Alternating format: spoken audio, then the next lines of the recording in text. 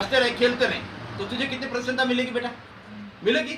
तो हम परमात्मा के बेटे हैं, हम राम जी के बेटे हैं, हम जगदम्बा अखिल ब्रह्मांड के नायिका मां नर्मदा के बेटे हैं।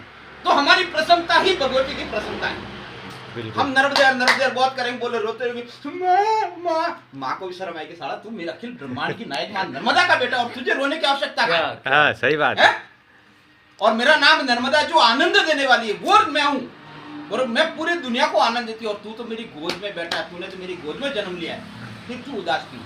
क्या गलत है? तो हमारी प्रसन्नता ही भगवती की प्रसन्नता है।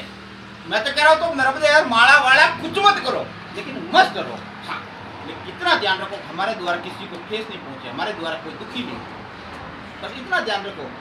बरोबर? वो चक्कर में अगर आप रहेंगे तो आप अपने लक्ष्य को कभी अचीव नहीं कर सकते। बरोबर?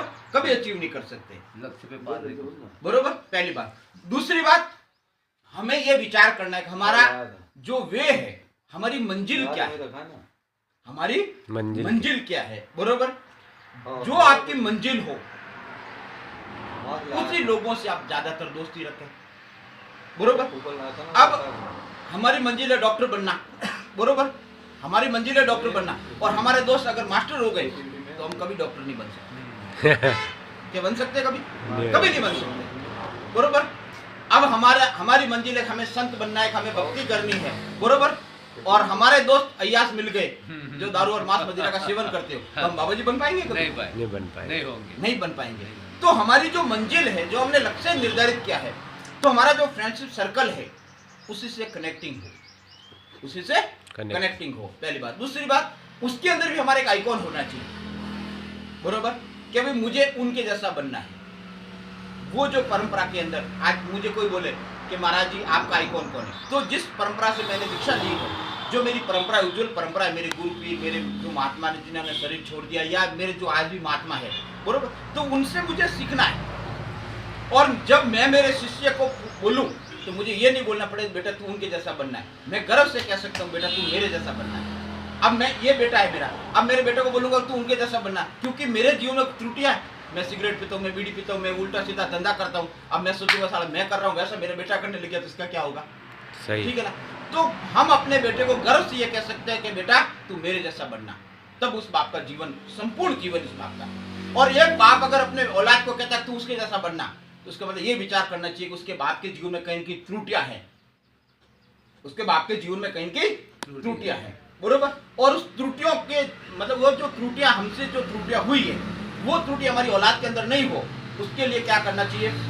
संतों का सानिध्य प्राप्त करो। क्योंकि जीवन के अंदर 3 ही पात्रों की आवश्यकता। कितने? 3 पात्र। बचपन में माँ, जवानी में महात्मा, और बुढ़ापे में परमात्मा। बचपन में माँ, ये बच्चे हैं, अब इनको माँ की जरूरत है, और ये जब जवान हो जाएंगे तब महात्मा की जरूरत है। क्योंकि महात्मा अपने ज्ञान से, अपने वैराग्य से, अपनी दृष्टि से, बरोबर, अपने वचनों से उसके आदिवासी एक ऐसा अवैध कवच बना देंगे कि वो विकारों से बच जाएगा।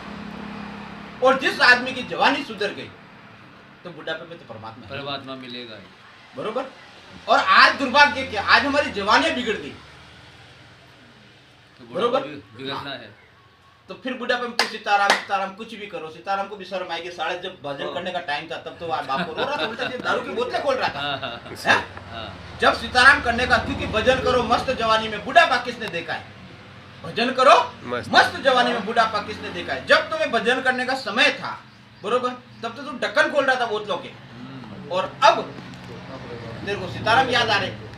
इनको यही कहता हूँ मैं, जैसे हम बचपन में थे, मेरे पिताजी भी संतों को बहुत सेवा करते थे, तो उनका संस्कार अपन ने सीखा। और अब इनको मैं यही कहता हूँ कि तुम्हारा सौभाग्यशाली हो तुम, एक तो संत भी मिल रहे हैं, माँ नर्मदा की गोद में खेल रहे हो तुम। ये 4 महीने का था जब मैंने इसको स्नान करा दिया था मैया में। और दूसरा क्या, मैं इसके ये जो बच्ची है ना, इसके जो मैं वीडियो बहुत देखता हूँ, दीक्षा है, दीक्षा नाम है इसका, दीक्षा। बरोबर? इसके मैं वीडियो बहुत देखता हूँ, और ये मेरे को इतनी प्यारी लगती है। बरोबर? और ये जो नर्मदा जी के प्रति इसका जो भाव है, ये खुद साक्षात नर्मदा लगती है, ये खुद साक्षात नर्मदा लगती है। और मेरा तो इसको खूब खूब आशीर्वाद है कि भगवती इसकी हर मनोकामना पूर्ण करे, और आपके पूरे परिवार का और हमारा सबका नाम रोशन करेगी। मैं यहाँ 2013 में नौकरी लगी ना, यहाँ आया, यहीं की उत्पत्ति, इसके बाद ही जन्म हुआ इसका, 2014 में हुआ इसका जन्म। इसलिए हम तो ये चाहते हैं आपका तो नाम रोशन करेगी, लेकिन गुरुजी के नाते हमारा भी नाम रोशन करेगी कि हम उस गुरुजी के पास में जाती है, हम गुरुजी की बिटिया है, बरोबर, इससे हमारा आशीर्वाद है। आशीर्वाद मिल गया। लेकिन मेरा कहने का भावार्थ बच्चों के अंदर, और बच्चों को कमजोर मत बनाओ, बच्चों को कमजोर नहीं बनना, डरना नहीं, ये माँ का कर्तव्य है, हाँ। ये माँ का कर्तव्य, बच्चों को कमजोर मत बनाओ। हाँ, लेकिन इतना भी ध्यान रखो कि देखो इस मतलब इन बच्चों को 2-3 चीजें सिखाने की आवश्यकता है। कितनी चीजें? 2-3 चीजें। जैसे दृष्टि, आंखें कितनी हैं? 2 आंखें।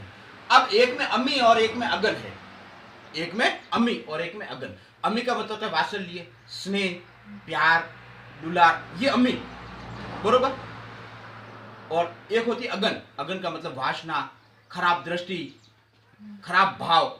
जब हमारे बच्ची पे या हमारे पे किसी की नजर पड़े तो हमारे अंदर वो ताकत होनी चाहिए कि हम ये पहचान सके कि ये जो नजर है ये अम्मी की है या अगन की है, बरोबर। ये हमारे अंदर होनी चाहिए। जब हमारे को कोई देखे, बरोबर, तो हमारे अंदर वो एक मतलब एक होना चाहिए कि हम पहचान सके अम्मी की आंख है या अगन की आंख। हाँ, किस दृष्टि से देख रहा है, ठीक है ना। लेकिन आज दुर्भाग्य ये हम ये पहचान नहीं सकते अम्मी है या अगन है, ठीक है ना।